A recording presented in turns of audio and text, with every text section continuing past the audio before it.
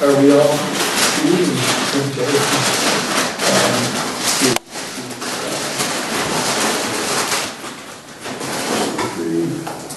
Okay, it's 6:43 p.m. Why don't we start the Gloucester Community Charter Arts School Board of Trustees meeting. It's Wednesday, October 5th, and the starting time is exactly 6:43 p.m. First of all, welcome everyone, and if there's any public comment, this is the time for it. There being no public comment, let's review the agenda. We'll start with reviewing the approval of minutes. After that, as Tony mentioned during the break, we will take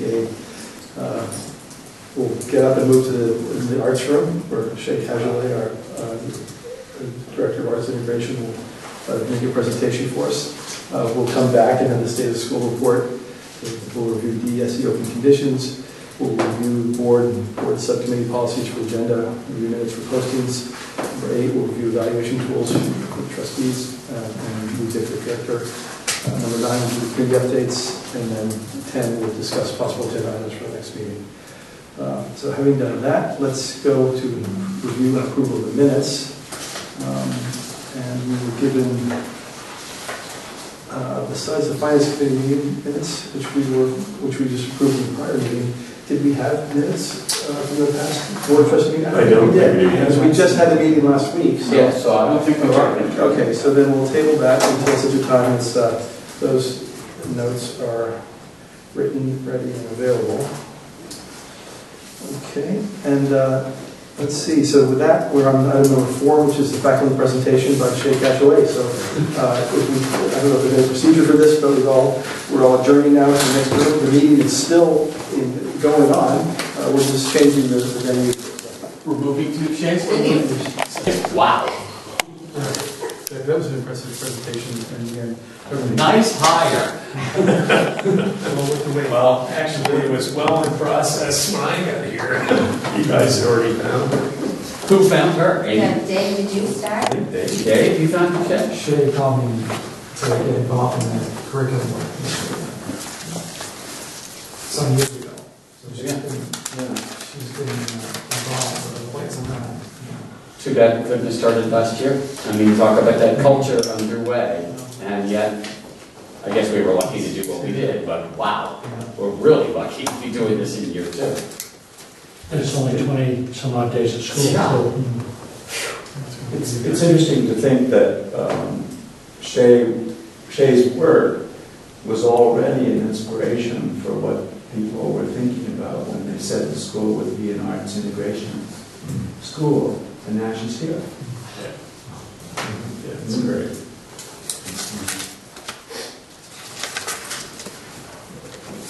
when we get on to item number 5, let's see more comments about that. The state of the school report by the executive director. So really just one item on that, which people were curious about last time we put on the agenda, was just preparation for the charter school office visit. And this is the 2-day visit by the special education representatives in the CSO, and they have not finalized the date yet. We think it'll be the week of the 17th, somewhere in that week, and they come out for 2 days.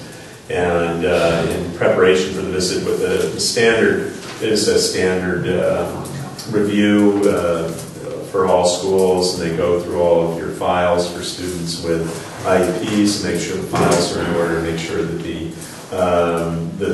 there's a clear schedule of students, whether they had their last assessment at their previous school or here, that their 3-year schedule is documented somewhere, and that those who are going to be reassessed here, that those are on the schedule and plan. And so in preparation for that, I actually have a meeting tomorrow with the full special ed staff, but I'll be meeting with Les Skeen, Director of Special Ed, and with Carol Kennedy Hurley to define a binder that we'd like to have available in duplicate when they arrive, whether it's Barry Barnett and Judy Miller, or Barry Barnett and someone else who come, but that they have the full documentation that indicates all of the students with IEPs or 504 plans, and the specific hours of support needed, and how those hours are being delivered for every student a calendar showing when assessments are happening throughout the year and those are being scheduled. So they've been putting all of those materials together for that visit. Tomorrow's brainstorm is to see and anticipate, are there other things we haven't thought of yet that we'd like to have available for them? One of the ones that came up today was we don't have any students currently that need particular services, but we still want to have clearly identified who would provide those services if and when we have a student who does need them. And that's a state requirement as well. So basically walking down through each of the state requirements with Les's guidance, making sure that we not only know the answers, but that we have already documented them in this comprehensive binder that we're going to have ready for them for when they arrive. And then in addition to that, we've been having the same person who did our files last year come in and continue to work with those to make sure that they're fully up to date and ready for the visit. And that's what we've been doing thus far in terms of that. Thank you, Tony. That's terrific. Item number 6, unless there are other questions for Tony? Item number 6. Just before we leave, sorry. I just wanted to say thanks, not just on this one, but obviously on others, but particularly Susan Hogue and Art Bean have come in periodically to really help us and provide some guidance, and it's been great and long day to continue. So thank you for that. What, are you on 5 or 6? I'm sorry. We were just leaving 5. Well, you're just leaving 5. Can I ask you this? When we did the last visit, you had some of us meet with them. That's not required this time. That was our first year. When you met with them was in the second half of the year. Yeah, yeah. That was our first year visit. This is a different thing. So Yeah, this okay. is So we're just all correct on around, this as well. specifically around special education. Okay. So. Okay. Item number 6, so DSE open conditions. So this is just a standing item we put on the agenda, just to make sure that we're staying on top of these open conditions from the BESE and the Commissioner. The appointment of a member with experience and expertise in public sector management is really a reminder to all of us on the board that this is that obviously we need to get some feedback from the BESE or the Commissioner in terms of Susan Hogue, who we haven't heard anything from at the moment. You remember that Art Bean definitely has public sector experience as a former principal, but they indicated that he was appointed already by the time they asked us to do it again.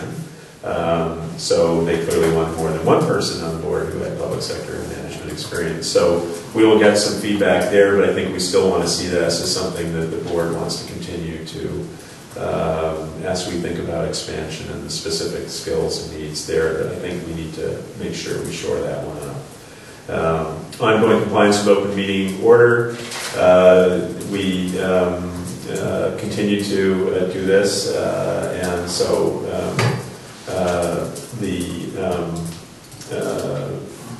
I think that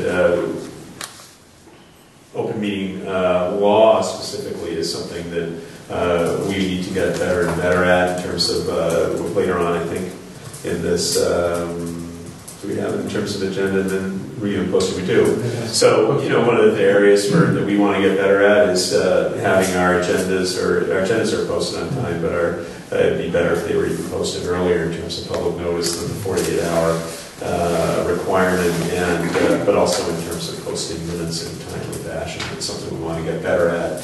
And last year, of course, being severely understaffed, we were all trying to sort of plug in and do a little bit of this. But now having Nikki here, I think we'll be having even more of a discussion to refine that. So we're getting better and better at it. I was in touch, as I mentioned before, with the AG's office and Jonathan Sklarczyk, who had come out with Britt McBride at the training a year ago. And he indicated they were going to try and schedule that again, just so we can continue in terms of our due diligence to get better at this important responsibility as a public enterprise. 3 cheers for Nikki. Well, absolutely. Right, I mean, that's sort of putting a procedure in place that allows us to have someone that we can check in with and who will respond to things. So with Nikki there, we've at least established a regular procedure that will help us in compliance with that. And we have, I think, don't we have is there an online course that is required? That's for staff mostly, but for the board and directors, is there an online thing that we have to do? So, State ethics one. the ethics, okay. Yeah, which I was in process with right now. And I completed mine, but I had forgotten to bring it in to show, to give to you. Somebody needs it, right? Yeah, you need to get What's that this? to Tony. Yes. Yeah, you can- I tried it in Tuesday. There's several places to I forgot file. it tonight, Yeah. so I'm sorry.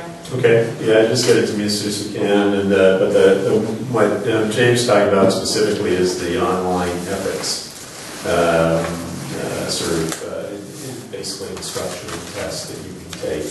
And I would actually encourage everyone to do it, obviously on an annual basis. I think it's just similar to how we're approaching open meeting. The more that we familiarize ourselves with it, and the better we get at it, the better we will be at meeting our public responsibilities. So I think, James, you were sending that link around, or you may have already done it, but if not, we do it again and just encourage everyone to get that done. And then report all changes in staff to the CSO within 48 hours. We've been doing that. So the most recent one was with regard to the program coordinator position, and then these other changes have not yet been implemented. But as You soon as mean they when are- she left? Yeah, when we terminated the position. So, but So it's not just the hire, it's, no, really any changes at all, Yeah, that's what I'm including if there are adjustments there. I think that too much information is better than not enough, obviously, and so as soon as we actually go to implement even these changes with the budget, those also we will report with regard to any changes in hours or anything else to the department. I think the more that they're aware of what we're doing and when we're doing it, that's really what this went to in terms of what they wanted out of the commission. So, and that's really it in terms of 6. That's great, John, thanks. Review of board and board's subcommittee policies for agenda and minute review and posting. As it stands right now, the policy basically is if you run one of the subcommittees, you're responsible for coming up with the agenda. I think a lot of us who run subcommittees don't have the full formal handle on how the formatting and the exact way the language is written. We're very lucky that we have Dave Buchanan, who has been very, very helpful with giving us critiques on how we should do this properly. And of course, I think Tony is probably the last person who puts a set of eyes on it before it then goes to be published for the OML 48-hour requirement. So there are right now, the board person, the other Dave or Tony, sometimes both, before it actually ends up going into the OML notification process. We probably can even refine on that. Tony, is there anything you want to say to that? Well, I think a couple of things. Just that obviously I work in collaboration with the chairs of each committee to put the agendas together, and then we finalize it. That we've already agreed that those then get funneled to Nikki, and the idea is you have just one person who's responsible for it. It's basically 3 emails initially in terms of the requirement. It's to our web manager and then to the Secretary of State's state office and the open meeting law office. So that's where we post every time. But if it's all funneled through the same person who does it, and that other thing I'd like to add to that, Nikki, just make sure we get the notes so we start to do it, is that we also either in a separate email immediately afterwards or using the BCC line, that it goes out to the full board and to ultimately to our faculty and parent body. And it's just so that with the least effort possible, we're making sure that as many people in the school community as possible know about each of the meetings. Because sometimes what was happened before is that we posted it correctly, and then committee members knew about it, and/or we ended up with just the board chair, me, and and/or the committee chair being aware, and then we not realized that we hadn't actually formally notified the rest of the board. And so you could actually find board members who were sort of finding out last minute that they needed to be here. And then, of course, we now have the head of school, and we have other key administrators. But really, they are public meetings, and so to encourage getting that information out, encourage parents, faculty, and anyone who's interested to be here. I think that's what we should add in terms of just the email piece of notification. The other piece is that in the bylaws of the board, and we should either follow it or change it formally, it indicates the two other offices are the board secretary and board treasurer. That's actually in the charter. And the secretary in this case, I don't think we have any sort of investments that we're overseeing in our endowment yet, so we may not need a treasurer in the same way. But secretary, I think there is a responsibility really on the part of the board ultimately to be sure that we have a historic archive of all agendas, minutes, and that takes ultimate responsibility to ensure that these things are posted appropriately and available. And so I think we should, and maybe it's not till we expand the board, but that ultimately we do need to fill that position and have someone who is on the board who is taking responsibility for this public requirement. And it can't be just Nikki, who's an employee of the school. So you actually have to have someone on the board who takes responsibility for being sure that that happens for the board, because we're actually the entity that's responsible to the public. So it's a board function and a board requirement. And so however we choose to handle that, we either need to change the bylaws or we need to appoint that officer and find someone who's willing to take it on. And it may just be that that's someone who checks in with Nikki periodically, that we're doing our own review on a quarterly basis to make sure that our website's up to date, that our archive is up to date, just to make sure that those things are happening. So it's much more limited. I don't want to go back to having a board secretary who's sitting in here trying to both listen and write, because I think we've actually proven that can't be done. It's not well for anyone. But anyway, so that's all I'd say about that in terms of I think we should follow through with that. Okay. We'll take it. We get to the point we have a candidate for, when we have enough that we can put together the civil executive committee group with the executive, with the treasurer secretary group. We'll be able to address that a little better at that point. Item number 8 is a review of evaluation tools for board trustee and executive director.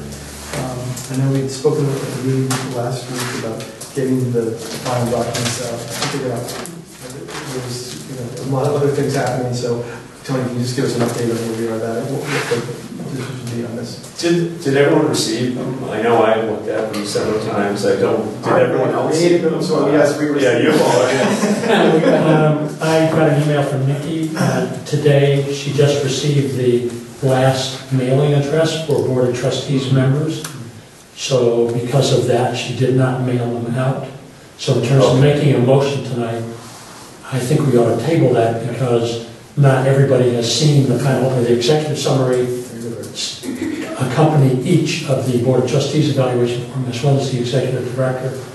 But unless, if I'm misstating something, Nikki, let me know, but not everybody has received it in the mail to review it to say, oh, now I know what they look like. So that's going to happen soon, as in tomorrow, or, okay. And they're different from the online? They've been changed from the online version? Slightly, yes, they've been modified. So what we're thinking is that if it becomes necessary in order for us to make a motion, that if there is another governance committee meeting or Board of Trustees meeting before the end of this month, then that has to be one of the agenda items so that we can move forward and get started to help us know where we're going and how we're going to get there. But they were very well done, just in terms of a comment about how close we are to having an existing set. Okay. I thought so. I was just curious about frequency. Right. And I think realistically every other month, so one or two or three people who are doing it will collating don't get buried. I thought you said we were doing Tony every day. Yeah, I think there's some discussion about that, the timing that we probably would have, because I know there's some people who advise us to do it much less frequently than that. Mhm. I think James was very diplomatic in his urging of us to get this underway and finished at our last meeting. I'm feeling less diplomatic about it tonight, frankly. I've been working on this, Ari and I have been working on this since August. And we made a commitment in August to have an evaluation system in place at the beginning of the school year. And we're into October now, and I'm frustrated that we're putting it off yet again. I come to board meetings to do my due diligence and to do my service to the school, a school that I believe in. But I get frustrated with this kind of delay. So that's, sorry, but that's where I stand on this. Well, as long as we're discussing it, do we have to, we can call the question as to whether we want to vote on it.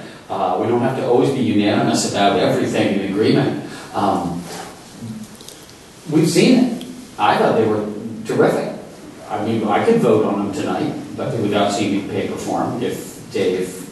Well, I think at this point, it's not clear that everybody has seen it. Okay. I don't think we can have a legitimate vote on that. Yeah. But I would, I would urge us to move ahead on this. It's going to be November now, unless we have another board meeting. Well, I think we're, perhaps with the way that the finance committee, one of their discussions also, that may be very much in the cards to circle back on a couple of items that are very critical that do need to be addressed. So, do we need a motion table? I mean, we just tabled it, correct? And that. Tony, what are your thoughts? Tony, you got something? Well, I just want to get worth asking Nikki in terms of what would be helpful from your standpoint in terms of this. Where were we? Was there do you have something you'd like to add for us in terms of? I have them all ready. They're ready to go. All I was waiting for is I didn't have everyone's mailing address. Could you hand them out tonight? Could we just go home with the package and we could be ready to vote by next week? Or whatever. Well, and this isn't about Nikki. It's not about... No, but then we have our documents. It's not about that. I think the directors need to leave with the packages tonight. Everyone needs to make a commitment to read them and have a finality about the editing, the reviewing, the suggestions, and I would suggest that would be, Monday morning, 8 o'clock or something to that extent. 3 or 4 days ahead seems to me enough time. I don't see any, disagreement about that. But I do. Dave's point is very well taken. We have to get on this. We want to have a culture of evaluation, and we've got to start. Yeah, Just have started. There has been great work done so far. Right, just to support that, GCACS is assessing students every single time they're in a room. And we have to embrace that to get better at what we do as a board. Plus, I think it'll inform having the board familiar with the tool as defined, which may, as I said this as a caveat the last time, that you may decide to make adjustments in it either in any given year based on goals defined either by the board for itself or the board for the executive director to make sure that it can specifically reflect what you're trying to assess in terms of that given year's goals. But also we're going to be heading into a retreat specifically about governance and the partnership and leadership that the executive director and the board share collectively for the school. And these tools are a starting point for understanding that more clearly, because they actually, one of the things I like about it, they sort of ask you about what type of meetings you have, and what your engagement is, what does it mean to come prepared to a meeting, what are the requirements of trustees. And so, I think that to get this move forward before we're heading into that retreat, because that retreat's coming up next month. And for my benefit, and I think for the boards, that one of the key pieces that has to come out of either the retreat or the next meeting immediately following it, because last time we actually tried to combine strategic planning with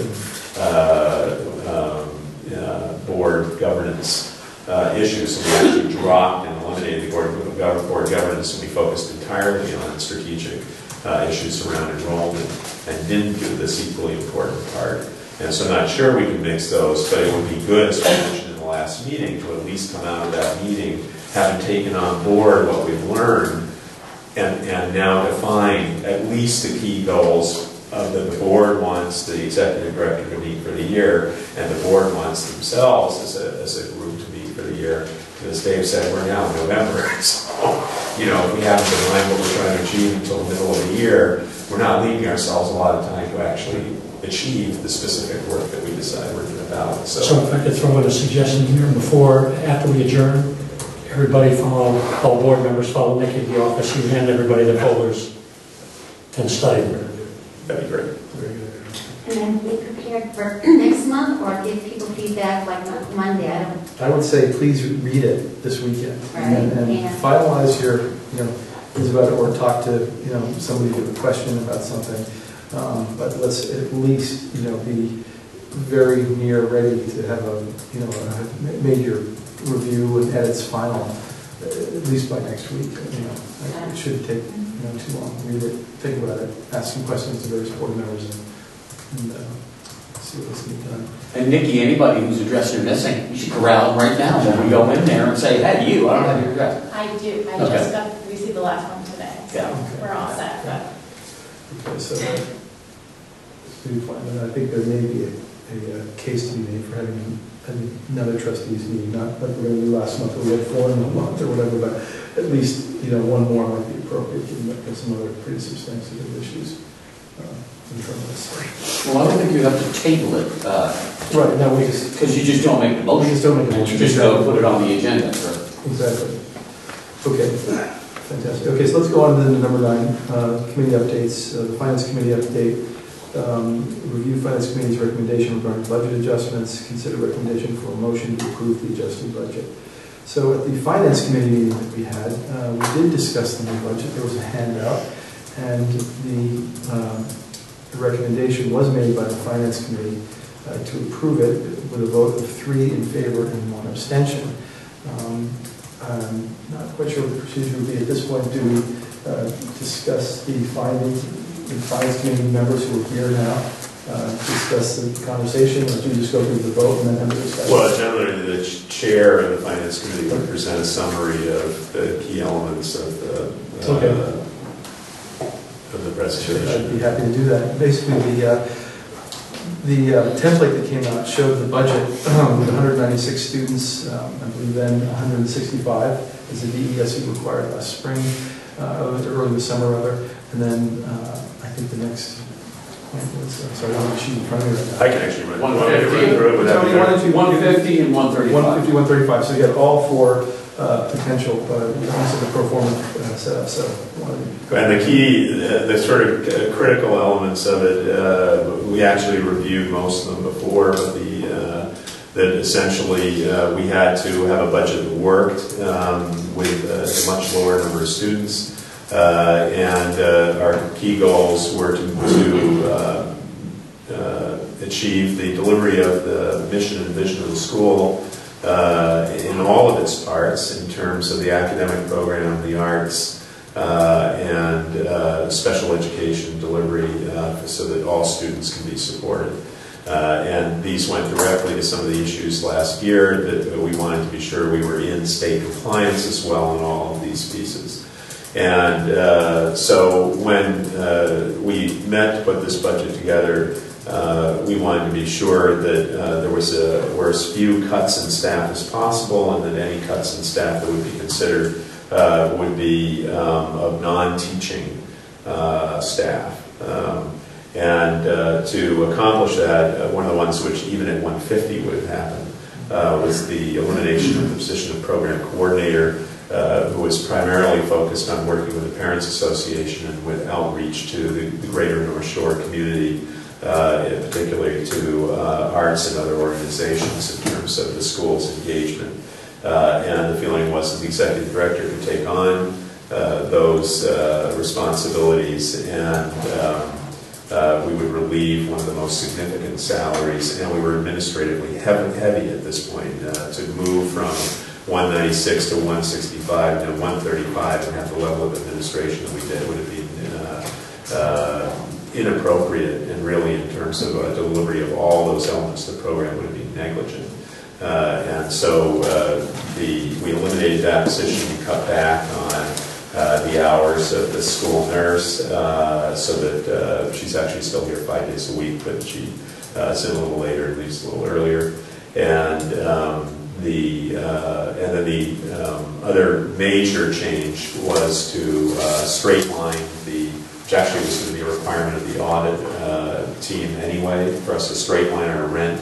This happened in a number of charter schools over the last several years, Banneker being the one that comes most readily to mind, but they were required also to do this, and from an appropriate accounting What had you standpoint. done before, quarterly payments? The rent, our rent changed at various times. It was something that was worked out actually with the landlord, recognizing that our enrollment was likely to be much lower in the first few years, but that then as we expanded in enrollment and in need for space, that we wanted to be sure that the lease included the expansion of the square footage that we might need to do that.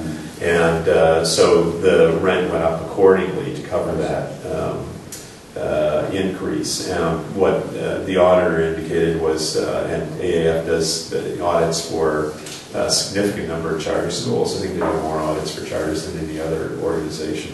So they know charters well and schools well, and they just said, you really need to straight line this rent.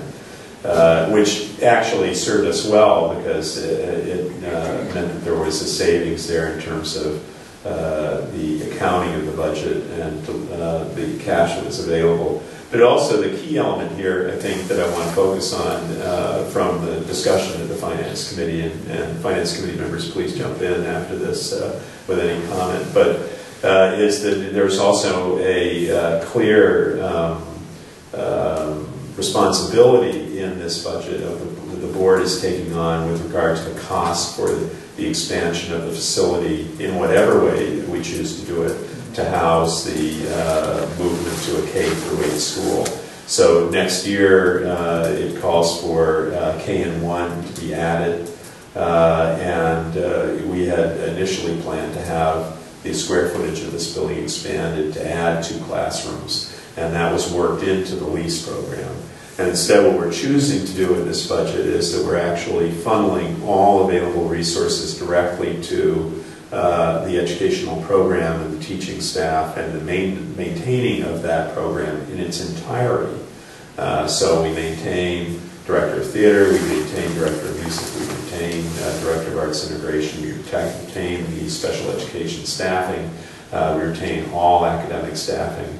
And no reduction there in terms of that service delivery. And we're accomplishing that through those key changes I mentioned, but one of them is that we will either be choosing to seek foundation support in terms of that expansion of facility, we'll be looking at other rent options in terms of that, or we'll be looking at reconfiguring how we use these quite large spaces inside the building to do it. Certainly my feeling in looking at it was that the key for us at the moment is to make sure that we use these resources that are available for student learning and delivery of that program. And that for anyone who's been in the building, the excitement of really having a staff being fully staffed for the first time at every single level of the program, and having the resources which you just saw in Shay's presentation. Part of the difference in there, and a big part of it, is the individual herself and what she brings in talents, and part of it is that we're also making sure she's got, even while she supplements it with found objects from, which is very true. I mean, do take a look at the sea serpent out there that's been designed for this joint project with the Annie, made out of driftwood and sea glass and incredible. But you can't do everything with that. You really have to have materials. And I don't think there's anything more important right now for the school in terms of meeting that mission and vision as defined. And this is the way we can do it. But we shouldn't kid ourselves in terms of David's abstention earlier that on the vote, that we have to be clear on the challenge this will present in terms of either seeking foundation support, a loan program to make it happen, which fortunately it's a very good market to be able to do that at a low rate, and or through creative ideas around rental or other units to make that happen. But no one should think that this is suddenly now not on our agenda because we were creating a facilities committee to begin this work. And the facilities committee is just, if not more important than it was before, to really get going on this and make it happen. But Can I just jump in for those that didn't come to the meeting and say two very key numbers are the 5 and the 50. And maybe you were here, maybe you didn't. The entire staff took a 5% pay cut across the board. every employee. Yeah. And I wasn't sure you heard that. And the other is the 50, and that's why the extension. There was $50,000 of fundraising in there. And when I first read that, I thought we'd done that. Great. No, we haven't. And that's why Dave said there's the hole, and that's the hole somebody's referring to, but he didn't put the number out there, so I wasn't sure you got. That's a hole that we got to fill with either enrollment, fundraising, or facilities, which is going to be hard to create income out of right now anyway. So just to jump in and say, let's put some numbers on what was in the budget. And the enrollment will be an ongoing exercise all year. We would hope that we'd be able to get to 5 more students. We'd be able to do that, even though the actual tuition reimbursements for that wouldn't happen How long for is 2 quarters. At least it? it would still happen at some point. So we would have some ability there. Well, do we have to? Well, this is the question we're talking about: is how do we get a better feel? I think Dave raises a very, very good point. And in the hour since he first raised it, I think my feeling is that this does need a little more detailed thought about how this impacts everything. I don't want to get in front of a motion or a vote right now, but I'm just sensing that those of us who are on finance and working the budget, and all this has happened within the last 2.5 weeks, so it's been very, very sudden for a lot of board members and certainly a lot of the whole community of the school. I think it's probably not a bad idea to sit down and go through what we feel is needed now, unless we, budget's going to change no matter what, so I'm not overly concerned because the number of students are going to change, things will happen. There's never, I don't think there was a 2-month period last year where the student number was, things kept happening, and that's just the way it is. So we're always going to have a dynamic, not a static budget. So we're never going to have the perfect budget. But that's a good reminder, though, I think, in terms of the number, to remember that it was September 23rd when we opened last year. Mm-hmm. We are on October 5th, so you're just talking about not even a couple of weeks later. And we admitted 25 students, enrolled 25 students after that last year. So I think you're talking about 5 or 6 students that you'd want to see enrolled, 7 students over the course of the year to make up that difference. But having said that, the other piece I want to put out there is that one of the key responsibilities of any board is not just financial management and fiduciary responsibility, but is fundraising. And that any charter school that's going to be successful must ultimately both create a 501c3 and get that done and have that foundation there, but they also have to go out and raise money. And there are foundations in the charter world in Massachusetts that have in excess of $2 million in their foundations. They've done it over time with getting the word out there, and we need to take on that responsibility collectively as a board to go out and tell the story of the school, talk to those who have the donor capacity at whatever level to support the school as it moves forward. And part of putting, I remind everyone that Joe Knowles, during his time as chair, had indicated that he felt I should take on raising $25,000. He actually wanted me to do that before September, which I thought was just a little bit of a challenge given everything else that we had going on to get the school open. But I think it's quite reasonable to take on the challenge of raising $50,000 this year together, and that we have some individuals with significant donor capacity who are very interested in the school. I've had some preliminary conversations with some of them. There are more that we need to talk to. But I think, this is one of several challenges that we need to put out there. We need to take it on. Hopefully we're ready to do that. It's one of those things you can't walk away from, just like enrollment. Gordon couldn't agree more. We have to increase the enrollment of the school. Forever, most of your tuition, or most of your revenue will come from tuition. But fundraising is absolutely critical, and it's time for us to take that next leap and take responsibility to make it happen. So do we table this question, Jimbo? Or who do we have to approve the motion for? The DESC, the budget for? I'm not sure if there's a... No, there's been no requirement. So maybe we talk a little more about filling this hole. Yeah, I think that's one of the aspects we talk about. The other aspect is the short-term effect of when we talk about reducing the lease, we're talking about reducing the build-out, which will have an effect. How are we going to deal with that? There's this, primary, secondary, tertiary considerations with what we've had to do to make the budget work. And I think maybe we've gotten to the primary, but I think to Dave's point, and we just, superficially cover the secondary, but we don't really know, what that means in terms of real substance. And I think maybe it's worth, forgive me for saying this, but we need to do a little homework on this, have another meeting to discuss it. Maybe if we can draw up some assumptions about fundraising, about enrollment, about how we would deal with the build-out. The facilities committee is probably ready to go, and discussion with Nick about what he could do or couldn't do would be very helpful, and what the cost would be or wouldn't be.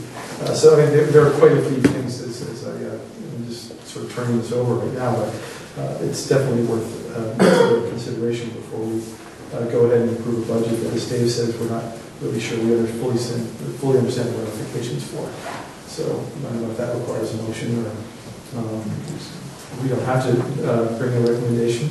The finance committee did, vote one way, but I think we pretty much understand now, as the board, that there are further considerations to take into account, and I think as a board we do need to explore those.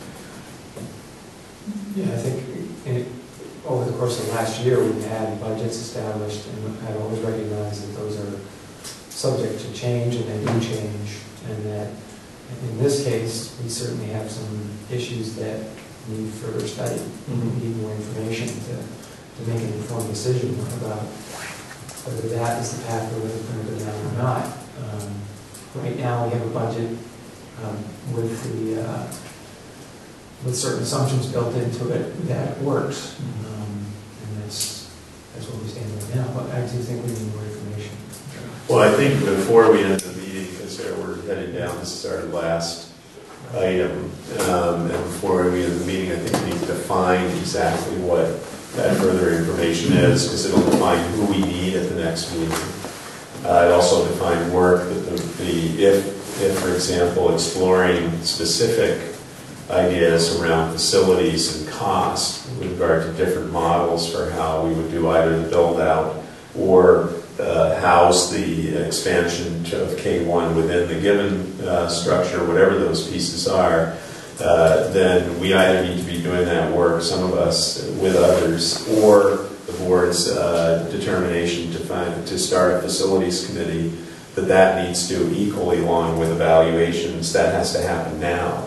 So the creation of a facilities committee, we've talked about it for weeks and weeks and weeks. There's been absolutely no movement on it.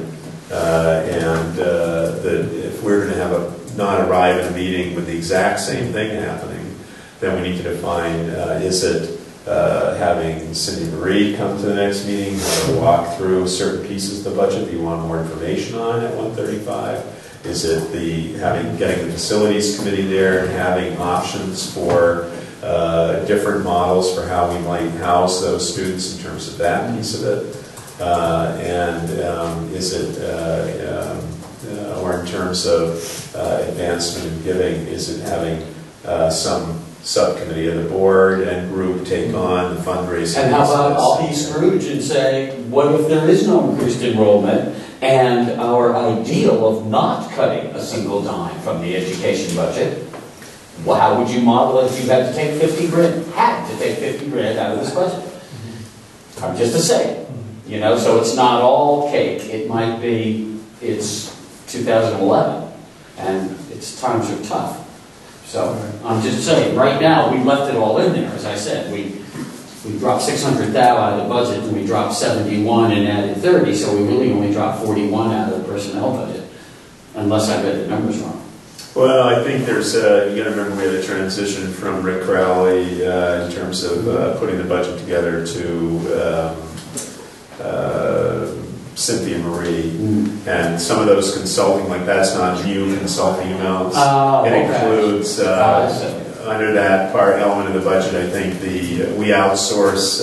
So that's not a person coming in to take schoolwork where we already got out and you have to hire someone else to do something. No, it's not additional. That's outside. Okay. All right, but you see what I'm saying? It might be that we just have to do the unthinkable, which is to cut 50 grand from what has not been touched. As you said, we started this budget off. We haven't had to touch anything in terms of salaries or education costs.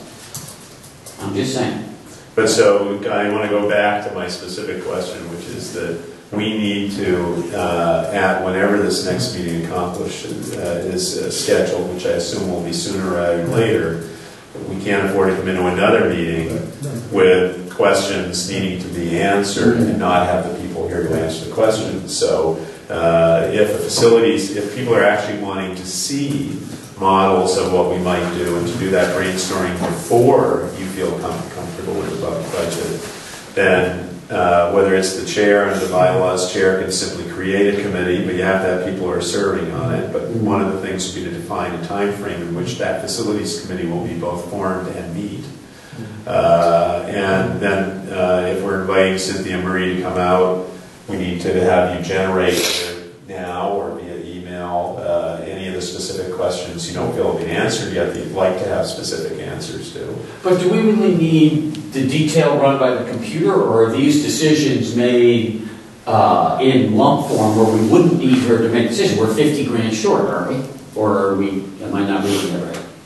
We're 50 grand short in terms of you don't have the pledges in-house. The break-even point is we are, yes, that's why Dave suddenly went, well, let's not forget this little question mark. Everything else is angry. In any budget, in terms of if you had giving in there, it means you have to either bring that in, or you have to, as you said, make those other adjustments. But everything else has a tether. I mean, the grants are things that we know the money's there, we can go after it. But this was a total mystery because we don't even have a clue where that 50 grand. Isn't that what was going to make this quiet? I don't. Dave? It's not a. Right, but there aren't a whole lot of. I do think Tony's on relatively solid ground here about projecting that we are likely to bring in new enrollees in the course of the year. I think that's quite likely. Yes, yeah. And we won't get the whole 11.7 for that, but we can get. Yeah, I'm actually less concerned. You keep focusing on the 50,000 gift piece of the line item in the budget, which I think your enrollment and or your giving or a combination of those, that will be covered. The piece that I heard Dave talking to, which I think is really legitimate, is that in the assumption, one of the key assumptions in this budget is that we are relieving the landlord of the $120,000 responsibility in the lease, and we are taking that on as a board. So either through reevaluating how we use the existing 23,000 square feet, through a loan, through working with foundations, through some combination of all of those, we are taking on the responsibility of providing space necessary to continue to expand the school. What I wanted to be sure, because someone asked the question, was, are we thinking of delaying K1 and putting it off for a year? And I think that would be, one, a huge mistake. Two, you'd actually have to have permission to do that because it's in our charter that we are going to expand. And I see no reason why you'd actually want to choose to reduce your source of revenue from tuition. And have the full breadth of the students and everything that does to enrich the program. And at that point, it just really comes to the question of then how do you accommodate that? When Tony says that it goes on the board, then he means that it's up to us to have that $50,000 doesn't have to be personal, charitable donations. It can be foundation. I understand. There are a lot of ways that money can come in, but I think to Tony's point is that we have the